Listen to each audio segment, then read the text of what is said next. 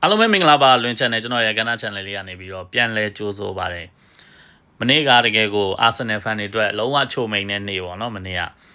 တကယ်ကိုတန်ဖိုးရှိတဲ့ပွဲကိုကျွန်တော်တို့ကြည့်လိုက်ရတာဖြစ်ပါတယ်တကယ်ကိုတန်ဖိုးရှိတာပါမနေ့ကပွဲကဘာဖြစ်လို့လဲဆိုတော့ကျွန်တော်တို့ဒါ Newcastle ကွင်းရဲ့ Newcastle ရဲ့အိမ်ကွင်းပေါ့နော် Newcastle အသင်းရဲ့အိမ်ကွင်းမှာသွားကစားပြီဆိုလို့ရှိရင်ဘယ်လောက်တောင်ခက်ကကစားရလဲဆိုတာကျွန်တော်တို့ Arsenal fan တွေသိတယ်နောက်ကျွန်တော်တို့ Premier League fan ဆိုလို့ရှိရင်သိတယ် Newcastle ဒီနောက်ပိုင်းနှစ်တွေမှာဘာလို့ပြလဲဆိုတော့အဲ့ဒီအသင်းရဲ့အိမ်ကွင်းမှာသွားပြီးတော့ကျွန်တော်တို့မနေ့ကရလက်ယူခဲ့တာ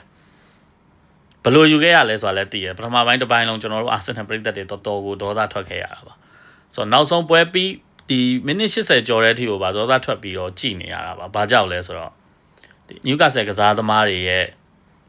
ဒီဥပဒေပြင်ပကစားနေတဲ့ဟာတွေနောက်ပြီးတော့ဒိုင်ကျွန်တော် VAR ကအစကျွန်တော်တို့ Arsenal ဘက်မှာမနေ့ကဘယ်သူမှမရှိခဲ့ပါဘူးအဲ့ဒီအခြေအနေကနေကျွန်တော်တို့ကစားသမားတွေစ조사ပြီးတော့ဒီအနိုင်ရလက်ကိုယူတာဆိုတော့အဲ့ mentality ရအရန်ကြောက်ဖို့ကောင်းပါတယ်ဆိုတော့ကျွန်တော်တို့ champion ဖြစ်ချင်တယ်ဘယ်ပြိုင်ပွဲတိုင်းမှာပဲဖြစ်ဖြစ် champion ဖြစ်ချင်တယ်အခု Premier League မှာဆို title race ကိုသွားနေရဆိုတော့အဲ့ mentality ကထိတ်ဆုံးကနေလို့တာပါအဲ့ဒီ mentality ကိုကျွန်တော်တို့မနေ့ကတွေးလိုက်ရတာဖြစ်တယ်အဲ့ဒါကြောင့်တကယ်ကိုအားရတယ်ကျွန်တော်တို့ပြည်သက်တွေအတွက်တကယ်ကိုချိုမိန်တဲ့ပွဲဖြစ်တာပါဆိုတော့ပထမပိုင်းကဗျာ VAR နဲ့ပြန်စစ်တဲ့ Yorkras ကိုကျွန်တော်တို့ Newcastle ကိုသမား Nick Pope ကျူးလွန်တဲ့ပြစ်ဒဏ်ပေါ် penalty ပေးပြီးသားအဲ့ဒါကိုပြန်ကြည့်တယ်ပြန်ကြည့်တဲ့အချိန်မှာလဲတော်ကြကြကိုကြည့်လိုက်ရဒါ Saka interview မှာပြောသွားတယ်ကျွန်တော်တို့ penalty ဆိုပြီးတော့ပေးတဲ့ဥစ္စာကိုတို့ကဒါ penalty ဟုတ်မဟုတ်ဆိုပြီးပြန်ကြည့်တဲ့အချိန်မှာအကြာကြီးကြည့်နေတယ်ဆိုတဲ့ကဒီဥစ္စာဘယ်လိုပြောရမလဲတို့မသေးကြဘူးမသေးကြတဲ့အနေထားနဲ့ဆုံးဖြတ်သွားတယ်ဆိုပြီးသူပြောသွားNick Pope ကဘောလုံးကိုထိလိုက်တယ်ဆိုတာဟုတ်တယ်ခြေပြားလေးနဲ့ထိလိုက်တယ်ဆိုတာသဘောပေါက်တယ်ဒါပေမဲ့ဘောလုံးကိုထိပြီးမှသူ့ဒူးကောင်းက Yorkras ကိုထိုးချသွားတာရှင်းပြောရင် Yorkras ကိုသူကာလိုက်တာပါသူဘောလုံးထိတဲ့အတွက်ကြောင့်သူကာလိုက်တာဆိုတော့သူသာမကာခဲ့ဘူးသူ Yorkras နဲ့မတိုက်မိဘူးဆိုလို့ရှိရင် Yorkras နဲ့အဲ့ဘောလုံးရနိုင်တယ်လို့တခြားအခြေအနေတစ်ခုကိုဖြစ်သွားနိုင်တယ်ဒါပေမဲ့ Yorkras ကသူ့ကိုတိုက်တဲ့အတွက်ကြောင့်ဒါတိုက်ဆက်မှုအလုပ်ကိုသူလုပ်သွားတာ penalty ပဲဒါတေးကြနေပြီလေ penalty ပဲဆိုပြီးတော့တိုက်စစ်မှုလုပ်ကိုသူလှုပ်သွားတာဘလို့မှသူဆက်ပြေးလို့ရမှာမဟုတ်ဒူးကောင်းတက်တဲ့ရိုးတိုက်ချသွားတာဆိုတော့အဲ့ဒါကြီးကိုဂိုးသမားကဘောလုံးကိုထိလိုက်လို့ဆိုပြီးမပေးဘူးဆိုတာတကယ်ကိုရုပ်ပေါက်ပါတယ်ဆိုတော့အဲ့မှာကျွန်တော်တို့တစ်ချက်နစ်နာတယ်ပြီးတော့ဒီကျွန်တော်တို့ဒီဂိုးသွင်းယူသွားတဲ့အလုံးဂါဘရီယယ်ကိုအနောက်ကနေဖိသွားဒါပေမဲ့အဲ့ဒီကကျွန်တော်တို့ဒါမပြောချင်ဘူးပေါ့နော်ဒါဟုတ်တယ်ဟိုဘက်ကကျွန်တော်တို့ဒီတိုက်စစ်ကစားသမားကလည်းအဲ့လောက်ကြီး force နဲ့ထည့်လိုက်တာမဟုတ်ဂါဘရီယယ်ဟန်ချက်ပြတ်သွားတာလည်းဖြစ်နိုင်တယ်ဒါကထားလိုက်တော့ပေါ့နော်ဒါပေမဲ့တောက်လျှောက်ကျွန်တော်တို့အာဆင်နယ်အသင်းနေနဲ့ပြစ်ဒဏ်ဘောတွေကျူးလွန်ခံရတဲ့ဟာတွေပြစ်ဒဏ်ဘောမရခဲ့တာတွေအများကြီးပါပွဲတစ်ချောင်းလုံးဆိုလို့ရှိရင်အဲ့ဒီဂျားတွေကနေပြီးတော့ကျွန်တော်တို့အာဆင်နယ်ကစားသမားတွေရအောင်အနိုင်ရလက်ကိုဖော်ဆောင်သွားတာဖြစ်ပါတယ်ဒီနေရာမှာမနေ့ကပွဲမှာကျွန်တော်ချီးကျူးကျင်တာကတော့အာတေတာကိုချီးကျူးခြင်းပါတယ်အာတေတာရဲ့လူစားလဲမှုတွေကတကယ်ကိုထိရောက်ခဲ့ပြီးတော့လူစားလဲတာတွေမဟုတ်ဘူးသူ့ရဲ့ဒီနီးစနစ်ပိုင်းအပြောင်းလဲတွေကနျူကာဆယ်နောက်တန်းဘလို့မှနောက်ဆုံးမိနစ်ဒီမခုခံနိုင်မနဲ့ဂိုးတွေပေးလိုက်ရတာဖြစ်ပါတယ်ဆိုတော့မနေ့ကကျွန်တော်တို့ line up က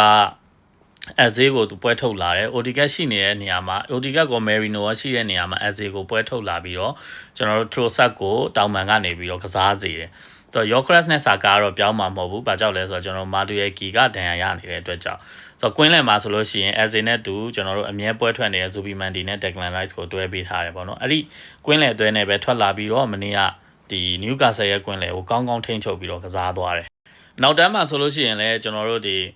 ဆာလီဘာနဲ့ဂါဘရီယယ်တွဲပြီးပွဲထွက်လာမယ်လို့ထင်ထားပေမဲ့ဆာလီဘာနေရာကိုမော်စကွဲရာကိုတုံးသွားတယ်။ကျန်တာကတော့တင်ဘာနဲ့ကယ်လာဖီယိုရီထွက်လာတယ်။ဆိုတော့ကိုသမားကတော့ David Raya ပဲပေါ့နော်ဆိုတော့မနေ့ကပထမပိုင်းမှာအမှန်တိုင်းပြောရလို့ရှိရင်ကျွန်တော်တို့ Mosquera ရဲ့အမှားလေးတွေကျွန်တော်တို့တွေ့ရတယ်မနေ့ကပွဲမှာ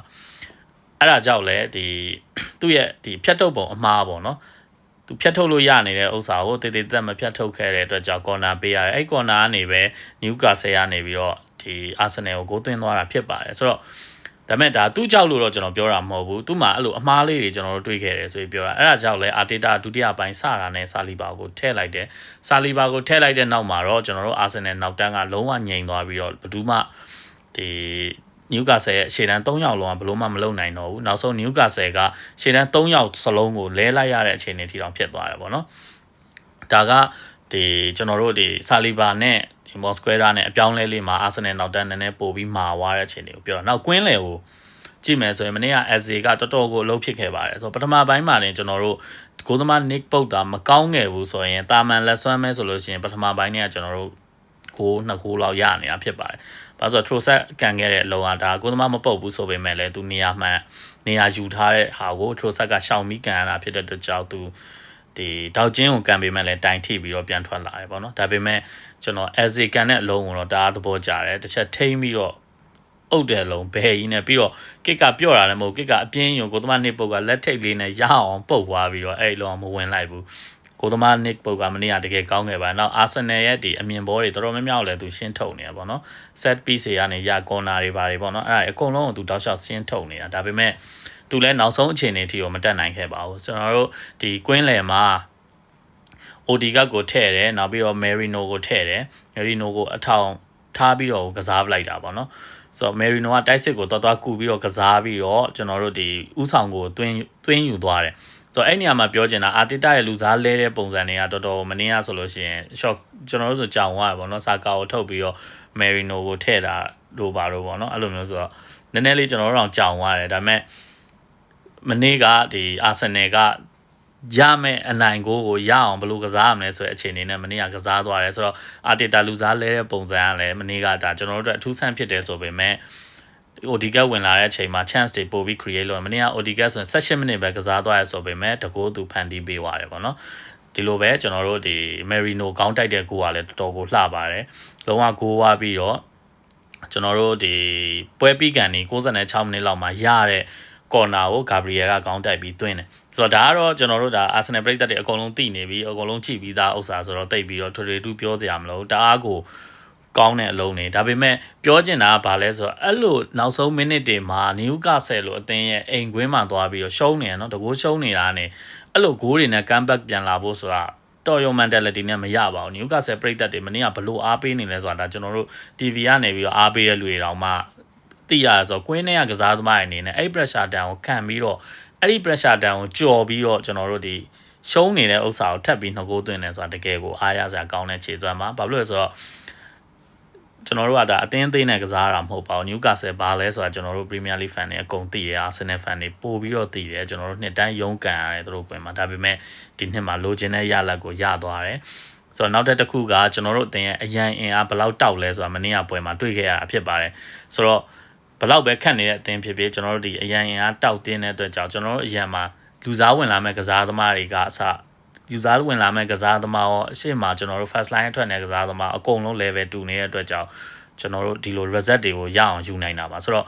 title challenge သွားမဲ့အသင်းကအဲ့လိုအရန်တောက်တင်းနေရမယ်ဆိုတဲ့အချက်ကညင်းလို့မရပါဘူးမနေ့ကပွဲမှာကျွန်တော်တို့အဲ့အချိုးကျေးဇူးကိုကျွန်တော်တို့ခံစားရတာဖြစ်တယ်လို့ကွင်းထဲမှာရှိနေတဲ့ကစားသမားတွေလည်းတကယ်စူးစမ်းတဲ့ဥစ္စာကိုကျွန်တော်တို့တွေ့လိုက်ရတဲ့အတွက်ကြောင့် Arsenal ရဲ့ mentality ကတကယ်ကိုကြောက်ဖို့ကောင်းပါတယ်နောက်ပိုင်းပွဲတွေ Arsenal ပို့ပြီးချမ်းလာနိုင်ပါတယ်ဆိုတော့နောက်ပိုင်းပွဲတွေမှာဒါ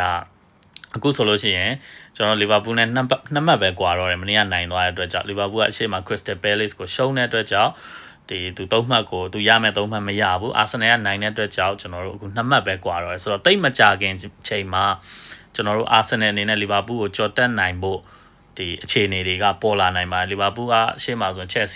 Chelsea နဲ့ကစားရတော့မယ်ဒီလိုပဲသူအသင်းကြီးနေနဲ့ကစားဖို့ရှိတဲ့ချိန်မှာ Arsenal ကဒီအသင်းကြီးမဟုတ်တဲ့အသင်းတွေနဲ့ကစားရမှာဆိုတဲ့အတွက်ကြောင့် chance ကကျွန်တော်တို့ Arsenal မှာပို့ပြီးတော့ကောင်းတဲ့အခြေအနေကိုရောက်ရှိသွားပြီဖြစ်တယ်ဆိုတော့မနေ့ကပွဲကိုခြုံပြီးပြောရမယ်ဆိုရင်ခုနကျွန်တော်ပြောတဲ့ mentality ဘိုင်းကကျွန်တော်တို့ကနောက်တစ်ဆင့်ကိုရောက်သွားတဲ့အသင်းဆိုတဲ့ဥစ္စာမနေ့ကတွေးလိုက်ရသလိုအရန်အင်အားတောက်တင်းတဲ့အတွက်ကြောင့်အဲ့အကျိုးကျေးဇူးကိုခံစားရတာဖြစ်တယ်နောက်တစ်ခုနီးပြအာတေတာအနေနဲ့ဆုံးဖြတ်ချက်တွေကအရင်ကပွဲတွေတက်ပို့ပြီးတော့ကောင်းလာတာကိုကျွန်တော်တို့တွေ့တယ်ဆိုတော့ Arsenal ကမကြခင်ကျွန်တော်တို့လိုချင်တဲ့ Arsenal ကိုသေချာပေါက်တွေ့ရတော့မှာဖြစ်ပါတယ်ဆိုတော့ဗီဒီယိုကိုအဆုံးထိကြည့်ပေးလို့အားလုံးကိုကျေးဇူးတင်ပါတယ်